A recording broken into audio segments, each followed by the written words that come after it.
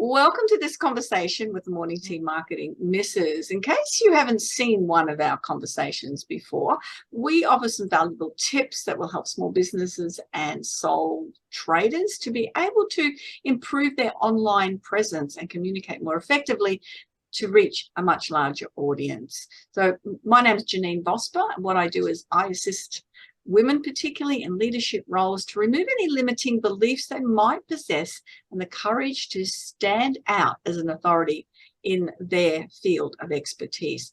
I have also with me Jan Roche. Jan's business is called Biz Connect Web Design. So they are experts in helping small businesses connect with their customers online and building websites that are search engine optimized to specifically target the businesses that they want to attract as their preferred customers.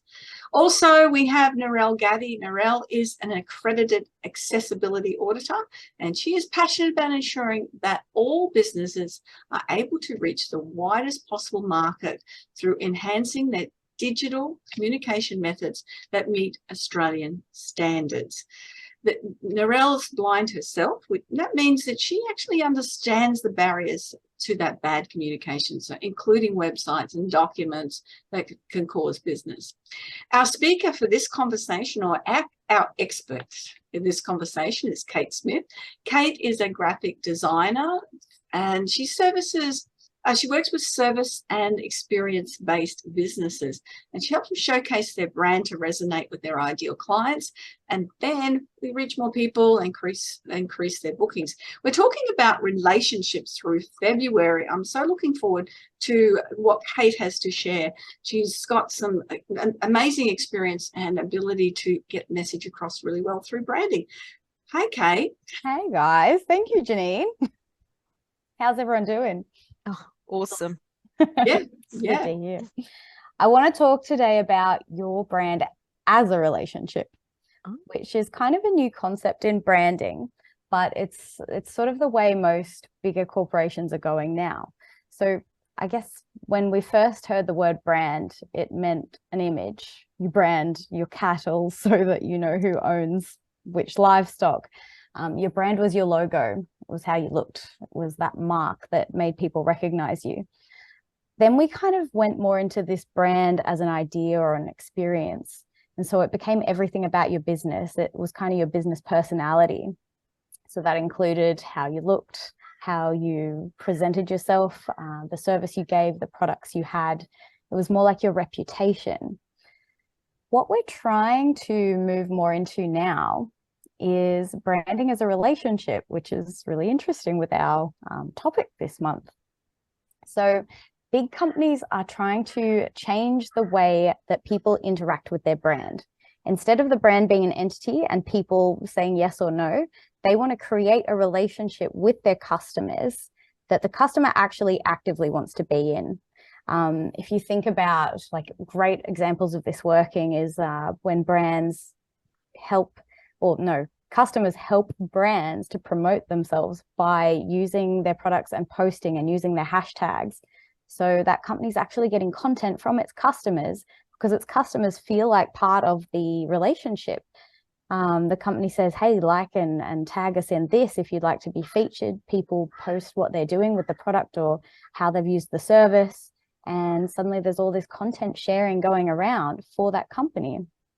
So some other great examples of this, if you think of Uber. So Uber took the classic taxi driving business and they created it to be more of a peer-to-peer thing. So instead of I'm a passenger, you're a driver, I'm a person who's being driven somewhere by another person. It's more like a friendship model. And you get in the car and you might have a conversation, you might not, but you've all got that friend who said, oh, you should have met our Uber driver tonight. They were really cool. And a whole story comes out of it.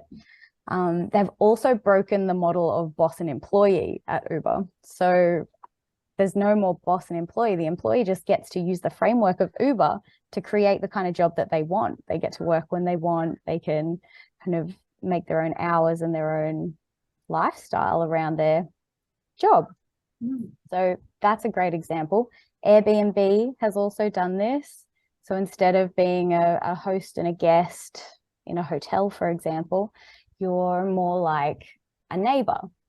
You become kind of a local in the area. So these are all brands that have created relationships rather than experiences. So they've almost gone to another level with their branding. And I do visual branding, so that's just how it looks, and that includes your logo. But visual branding does still support this. If you think about when you walk into a party and you can kind of, you might not know many people, but you see some people dressed in a certain way and you go, they're my people. I'm going to get along with those guys. So this is what visual branding does. It gives you a way, or gives your customers a way to see your branding and go, they're for me. This is my people. This is my product. That is what I need. That is made for me. And this happens subliminally in a split second. They'll see your branding and they'll go, oh, there's something about that. I'm intrigued. And then they're going to read your messaging, and then you get traction with people. It builds that relationship. So I think that's where what I do plays into it. But I love this idea of brands as a relationship, because it gives us all a bit more of, I guess, a way to interact and be a part of what we're consuming rather than just consuming. Kate, how that relationship thing, I'm thinking of the Uber and Airbnb experiences. And Stays actually came to me now because they're doing very much advertising with the whole family together and the whole house. And it's very impactful that they've got the whole house. And you can take, a dozen people type of thing, part of the family. Is it the storytelling, or that's part of it, or is it the information that a company might give or help people, support people without any expectation of someone paying them for information or the value? Is it all of that, or is it particularly the stories? It is all of that, and storytelling is the best way, I would say, to market yourself as far as content goes. What you need to do if you want to go down this route, and what companies are looking at, is what kind of relationship do I want to have with my clients? Do you want to be that supportive friend? I'm not super familiar with Stays. Could you actually tell me a bit more about it? Stays is another version of Airbnb, but you rent the whole house, not a room. So there's nobody else in the house except you and your family or your friends. Or they're all entire houses. Okay. So if Stays, perhaps they would like to be the rich relative that has a house, and they say, come on over, you can stay at my place, enjoy the holiday. We never use it, this kind of correct. And that's what it looks like in their promotions. Gotcha. Well, exactly, they're nailing it. Yeah. Trying to have a little bit of a dig at Airbnb, because Airbnbs or B&Bs can be, you've got to stay in someone else's house. They're going to be other people there that you don't know. They're strangers. Whereas with Stays, the whole place is yours and you don't have to worry about other people being there. Just on that topic, after spending 60 nights in Airbnbs and B&Bs throughout Europe, yes, it's interesting. Some of the stays. So which was the winner, Janeen, Stays or Airbnb? The castle in Ireland, where he was growing dope out the back, and it had all these famous singers and painters and everything come in, and it was overgrown, and I'm sure there was ghosts there. And we turned up, and the people that had been there before had left a note that they'd left a day early because of it was just scary. And the kitchen with the dungeon downstairs, it won hands down with 2 nights. It was fantastic. Wow. Was an experience. It certainly was. But that, very much the experience. And I suppose that's part of it, isn't it, with your brand too, is someone else can tell the story. Yes. Not just them telling the story. And if you create that kind of relationship, you are going to tell the story. Who doesn't want to tell the story about their rich aunt who let them stay on the beach in, wherever they are? What about when you watch a show like The Block, and like they really, they keep brand dropping the whole way through, like the Bradford Bats or the whatever. Is that a form of it as well? Ooh, they're sponsors. They have to. They're sponsors. Okay, yeah. Oh, okay. Oh, they're just sponsor announcements. Yeah, it is a way though, because those Mm. brands are trying to build a relationship because they know that people who are possible customers for them watch that show.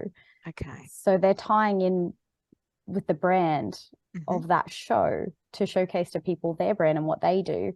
So it does kind of create that story and that relationship. Of course, if it wasn't a good match, in that the viewers of that show didn't like those kind of products or that kind of brand, it would have a negative effect, and those people would just not know why that was there, and they certainly aren't going to buy it. But it can have that reciprocal kind of quality when you do that. Okay. Mm. Yeah. Yeah, I'm thinking, along the block, they do use those brands, but they build the story of going into those shops, going into the plumbing places, having the Kinsman wardrobes come on site, and then the judges comment on how perfect they are and things like that. So the whole thing becomes that story around the quality of those brands, and it just puts them out in front of others. And if it's a hardware store, if it's just general hardware, we all know we go to that green and red place. But if you want quality, then you go to Mitre 10, is what they're saying. It really makes a difference. Yeah. Yeah. And they're positioning themselves as, in their relationship, as perhaps that knowledgeable advisor rather than just your mate who's got a tool shed. Yeah, and look, that'll be a great lead-in for when I do the next week, is because of that positioning yourself, as who you are by what you say, and how you can tell the story. Awesome. Well. Yeah, can't wait to hear about it. Yeah. Oh, me too. I just got to make it up. No. And then we'll end it on the month again with the wonderful Jan, because she really ended it so beautifully last month with the planning. It was just perfect for the lead into this month. Yeah. No, that's really given no pressure, Jan. Oh, no, not at all. Beautifully given us food for thought, Kate, on exactly that, and how we're positioning our brands. And what is your relationship with your customer? Yeah. I mean, you only have to look at, and these people have a brand, even though they're nothing, and it's Kardashians. They really are. Oh yeah, that's a brand. Oh my God. But they have this. I've never watched their show. I really worked hard not to, but you still know about it. Yeah, I never have either. Most people know, and it's one of the biggest brands in the world, and they've made an awful lot of money out of it, and it's all part of what they do with telling stories, and get paid millions of dollars to turn up to places because they then can tell a story about having been there. And that's a different league, but it's the same deal, really, isn't it? It is. We all as you have said, a brand. Narelle, you're like me. I never watched anything, but I certainly know about them. Yeah. I had to go to a birthday party where I had to dress up as a Kardashian, so I had to do some research. My little padding. No, I don't go in there. Excellent, Kate. I really enjoyed that. I'm always enjoying every one of our sessions. As I say, each time I'm learning so much. Who else is learning? Everyone else is learning. I'm loving it. Seriously. I'm seriously just, I learn. I love learning. So this is great. And we would love to hear what your comments and what you've learned from watching this episode and all of the other conversations that we've had, which are up on YouTube. If you found this one, you may not have found on YouTube, but go looking for Morning Tea Marketing Misses on YouTube. And please comment and let us know. Let us know what topics you'd love for us to discuss. There's an incredible brains trust here to be able to give you ideas on how you can improve your presence online, and when you do, you attract more people, you make more sales, which is what we want to all be doing all the time. So thank you all. Thank you, Kate, particularly for that information. Thanks for having me, guys. Yeah, and I look forward to our conversation next week. That'll be great. Oh, that'll be me. Oh, that's right. I do. It is funny. Look, for those that listening that don't know me, I am a speaker, and I tend to just go off the cuff for nearly everything. And I think these ladies are learning that about me. So I never know what I'm going to say until I've said it, and I'll go, oh, that sounded all right. Let's go with that. Have a great Yeah. week. Have a great week, lady. Yeah. See you for Bye. the next cuppa. Bye. Bye. Bye.